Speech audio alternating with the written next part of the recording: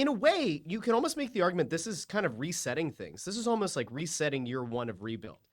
You could go one of two ways. Because you're clearing out the cap and because you're probably going to end up with a higher pick, you could probably rationalize internally, all right, we're going to go get that one other elite level player in the draft that eventually is going to be part of the core with Mishkov. And at the same time, because you've cleared out the cap, you can go after free agents, you go after trades. Another element to this is you could play the long game.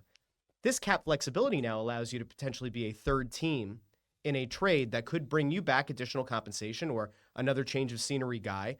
And you take on a contract that has a year or two left that's maybe not the best deal to take on, but because you have the longer view in mind, you could potentially pull back an asset in a future draft.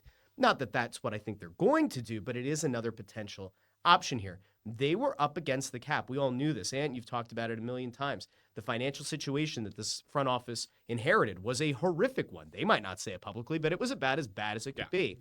They now enter the offseason. I mean, I think the last time the math was done, if nothing were to change, they'd have about $35 million in cap space entering this offseason. That gives you a hell of a lot of flexibility with free agents, trades, draft day, beyond. Yeah, Even going into next year. Yeah, some of that's you got to keep in mind. You're trying to save for guys that are currently on a team that are going to need new contracts as well. So you don't have completely that much money in reality. But I mean, but yes, they will have a lot more flexibility than they would have had.